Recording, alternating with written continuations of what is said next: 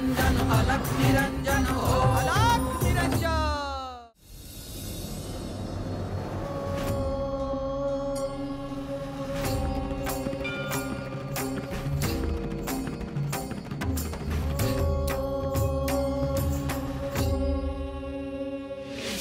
अलख निरंजन अलख निरंजन अलख निरंजन हो अलख निरंजन अलख निरंजन अलख निरंजन हो अलख निरंजन।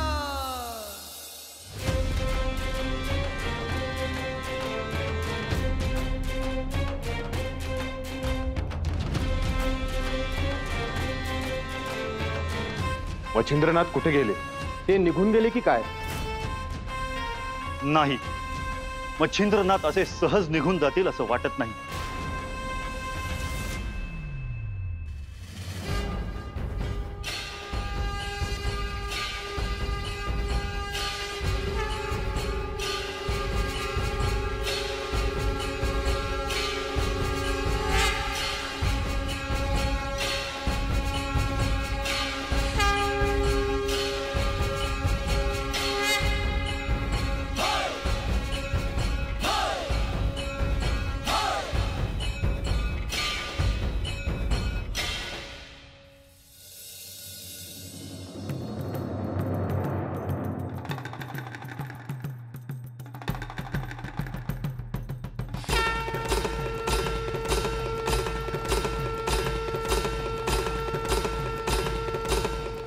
मच्छिंद्र, काहीतरी अनपेक्षित घडणार आहे।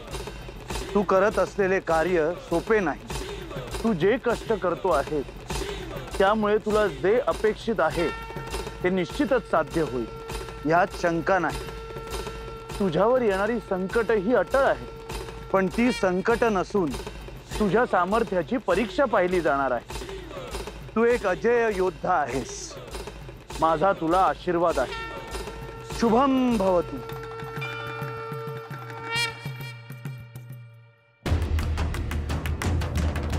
आपण त्यांना जोपर्यंत आत जाऊ देत नाही तोपर्यंत ते मंदिराला प्रदक्षिणा घालतायत।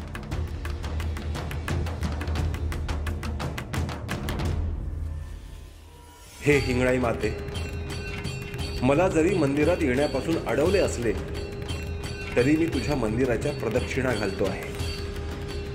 ही प्रदक्षिणा पूर्ण करूनच मी तुझ्या दर्शनाला येईन।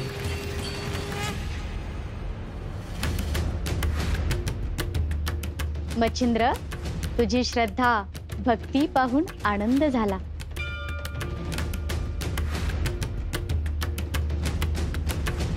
तू माझ्यासाठी करत असलेली प्रदक्षिणा माझ्यापर्यंत पोहोचली।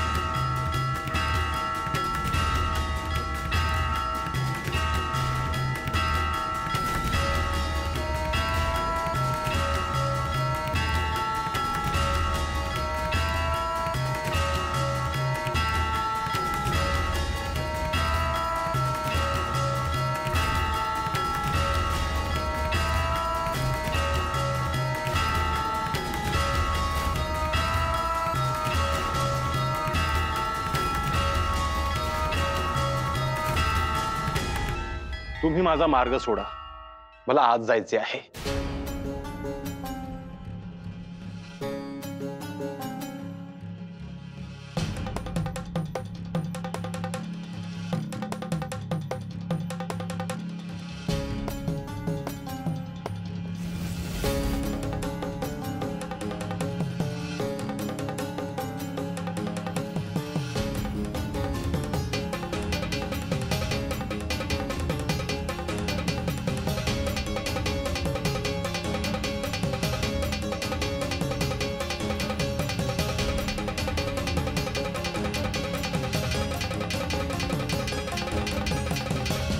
श्री मच्छिंद्रनाथ मागे वा। तुझ्या हातात शस्त्र दिसले, म्हणून मी मागे होऊ?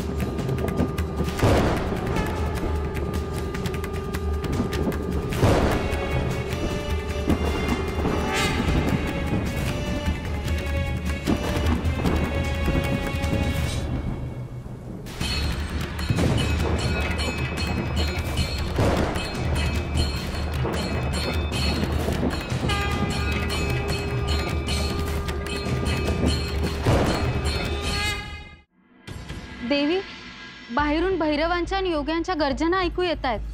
हे होणारच होते. मच्छिंद्रनाथांना आत येण्यापासून रोखल्याने हे होणे स्वाभाविक आहे. हे देवी, ते योगी कोण आहेत?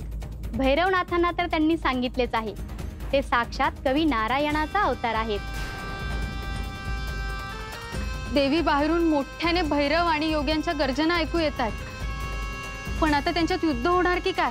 मी आदेश दिला आहे की मच्छिंद्रनाथांना आत प्रवेश देऊ नका, आणि तसे झाल्यास ते निश्चितच शस्त्र उचलतील, आणि शस्त्र उचलले तर युद्ध हे नक्कीच होणार. परंतु देवी, आपण त्यांना आत प्रवेश करण्यासाठी अनुमती का देत नाही? ही शस्त्र म्हणजे माझ्या समोर खेळणी समान आहे.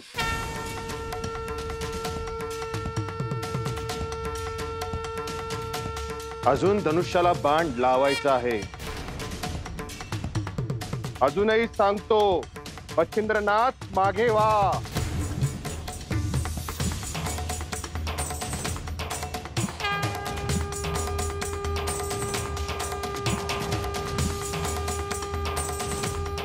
अन्यथा हा बाण सुटला तर विपरीत घडेल.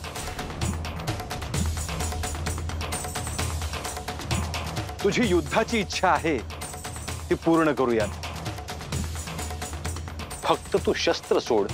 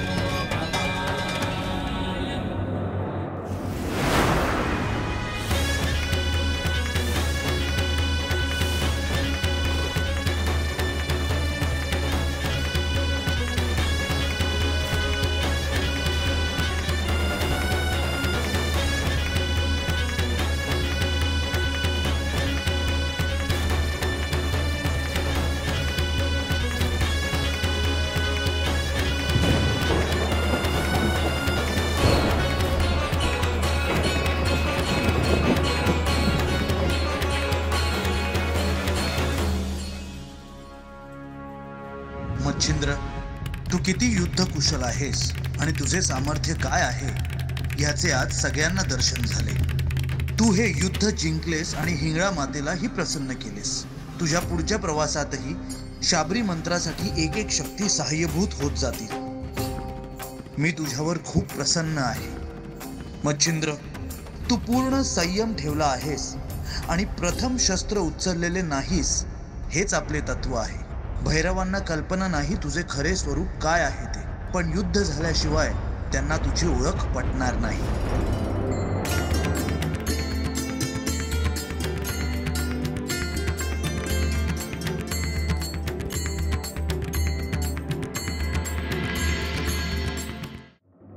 त्याला काहीतरी कारण आहे.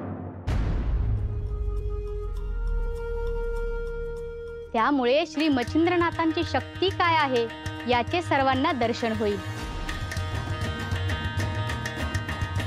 या युद्धात मच्छिंद्रनाथ विजयी होतात की पराभूत होतात हेही समजून येईल. कारण भैरवनाथांना हरवणे हेही सहज सोपे निश्चितच नाही. परंतु देवी, या युद्धामुळे संपूर्ण अरण्य भयभीत होईल. सगळे पशुपक्षी यांना इजा देखील होऊ शकते. तसे काहीही होणार नाही. या अरण्यातील सर्व पशुपक्ष्यांना माझे अभय आहे. कोणालाही काहीही त्रास होणार नाही. प्रत्येक जीव सुरक्षित राहील. तुम्ही देखील आपापले स्थान सोडू नका. युद्ध सुरू झाले तर तुम्हास भयभीत होण्याची आवश्यकता नाही, कारण मी तुमच्या सोबतच आहे.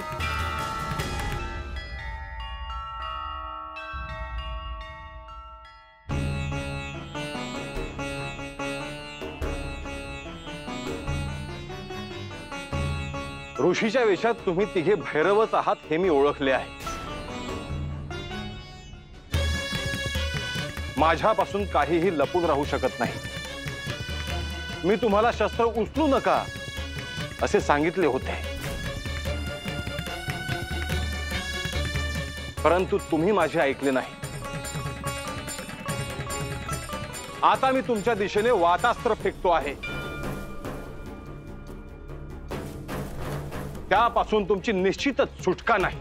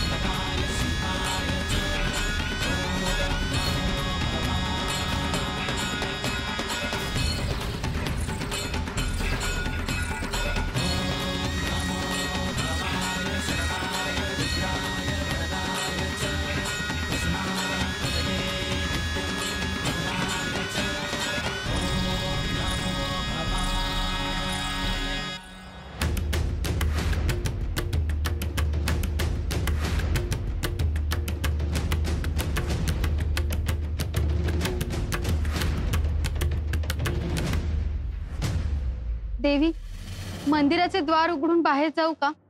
बाहेर घनघोर युद्ध सुरू आहे. तुम्ही त्यात काय करणार? देवी, बाहेर जाऊन भैरवांची परिस्थिती काय ते पाहून येते. तुम्ही युद्धात कोणताही हस्तक्षेप करू नका, अन्यथा तुम्हाला कोणीही वाचवू शकणार नाही. परंतु देवी, कोणत्या क्षणी हे द्वार फुटेल असं वाटतंय. हे एवढे सोपे नाही. मच्छिंद्राची मी परीक्षा पाहत असले तरी त्याला द्वार फोडण्याची अनुमती नाही. देवी, मला आज्ञा द्या. मी बाहेर जाते आणि तात्काळ परत येते. तू गेलीस तर मच्छिंद्रनाथांशी कोणताही वाद घालू नकोस. होय देवी.